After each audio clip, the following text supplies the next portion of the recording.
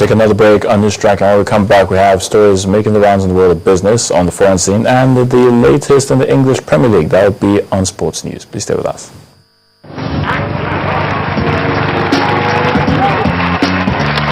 This is the one-stop shop to get the latest on the who, the what, the where, and the when of the entertainment world. We take you into the world of your favorite celebrities. You get to share the glamour of the red carpet with them. See what they do behind the cameras and of course, hear them speak to us exclusively. Time ago that, my ultimate goal was to, play in Africa. And it's music, movies, fashion, and all the juicy entertainment bits that tickles your fancy. It's what we're focused on right here. So this is Entertainment News Channel Star. And join us and get this program.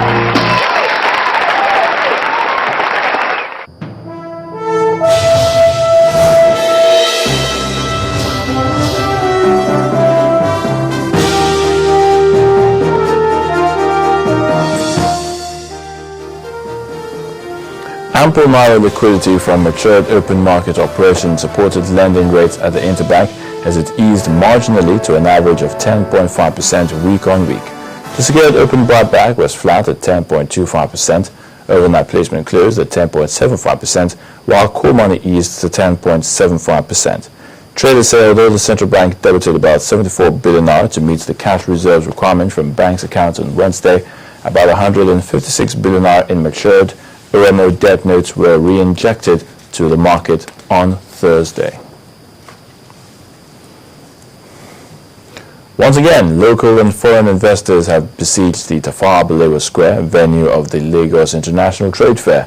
The event, organized annually by the Lagos Chamber of Commerce and Industry, is described as the biggest business gathering in Nigeria, which is aimed at boosting international trade and promoting economic growth. Our correspondent Temple Asaju reports. The trade fair ranks as one of the biggest across Africa. Organizers, the Lagos Chamber of Commerce and Industry, center the objective of the fair on business promotions. Everybody wants to be in Nigeria, but there must be a forum for them to be able to see what is available in Nigeria and also to showcase what they have. It's an excellent platform for people to actually promote their businesses. It's also a very good platform for consumers, people who want to make contacts, who want to buy things at a discount. Despite the change of location for the fair due to road rehabilitation around the original site, the number of exhibitors have continued to rise. People are still coming to register to participate in the trade fair. So direct participants, they're well over 1,000. I think there are lots of people. I think the awareness, and I think I prefer the location here. This is the venue of the 27th edition of the Lagos International Trade Fair. At the moment, this trade fair houses over 2,000 accredited international and local companies. Bargains are going on between buyers and sellers as they continue to troop in and out. Nigeria is a big market for China companies. They want to come to Nigeria and to try to advocate his products. We've been giving various ranges of discounts to our customers for the fair. It ranged from 5% to 15% depending on the bargaining powers of the customers. Outside is very costly, but there is discount here.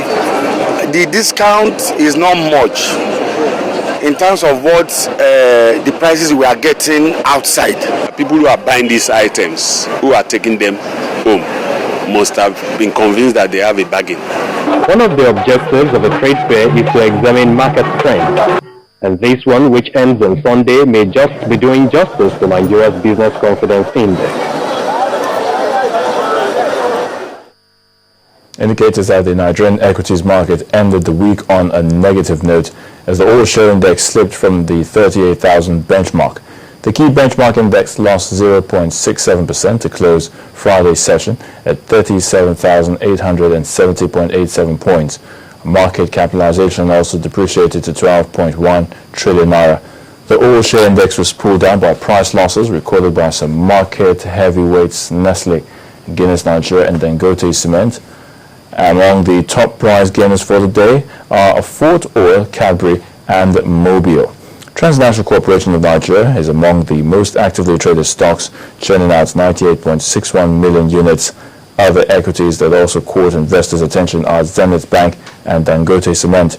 When the closing bell rang to signify the end of trading for the week, the market logged a total volume of 282.74 million units valued at 6.19 billion naira, traded in 4,498 deals.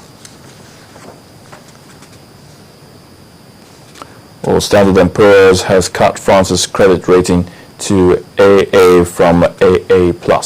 Now, the move comes almost 2 years after the country lost its top-rated AAA status. S&P said it downgraded France because high unemployment in the country was making it hard for the government to make important reforms which would boost growth. The French government responded by saying that its debt rating was one of the safest in the Eurozone. S&P said it expected government debt to hit 86% of gross domestic product in 2015 and unemployment to remain above 10% until 2016.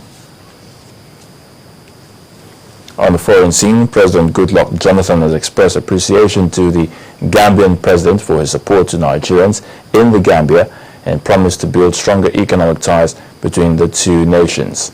The president, who is on a visit to the West African country, spoke during a meeting with the Gambian president. Both men discussed issues of mutual interest to the two countries.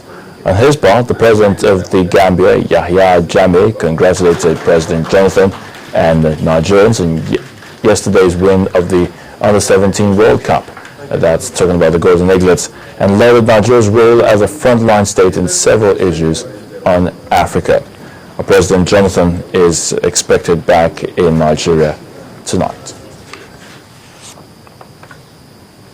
Economic and development experts in London have challenged Nigeria to move past dependence on oil and seek broader economic prospects. A recent survey shows that Africa still ranks low in general perceptions about emerging economies, while China tops the chart. Our London correspondent Doris Okenwa reports. I think is going to happen. A gathering of intellectuals, economic and development experts with policymakers to propose a new model for international development.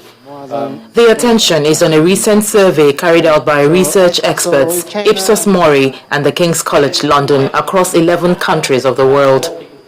The survey aimed at capturing the general public perception and mood about particular countries and regions, with questions like, which countries have economic models that should be emulated by other governments? Which countries have the best job opportunities for young people? And who will emerge as possible economic powers of the future? While China steals the show with the highest perception. What I mean by governance of growth is something that China has done well on, and parts of East Asia have as well, is to ensure that the way that the state manages growth, it means that it's very broad-based, so most of the population are benefiting. Where is Africa in all this? After long deliberations on the future of global economy, the perception for Africa doesn't come across as very strong. No model that people want to follow seem to come out of Africa. And why is that? It may be because of perceptions take a long time to change. Maybe perceptions about Africa, particularly sub-Saharan Africa, are out of date and people are catching up. I mean, as I say, many countries in Africa are growing very quickly. Perhaps Africa needs a rebranding campaign to improve perceptions. I think an important thing is the use of natural resources in a productive fashion. The use of new natural resource wealth to spread the benefits of growth.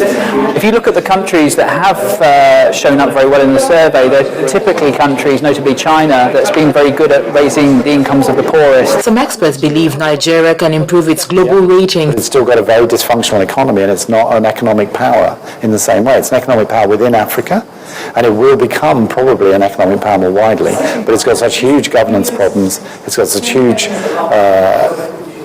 problems with getting beyond oil in terms of its global presence, that it's not actually got much economic weight in the world outside. Now, whether this survey is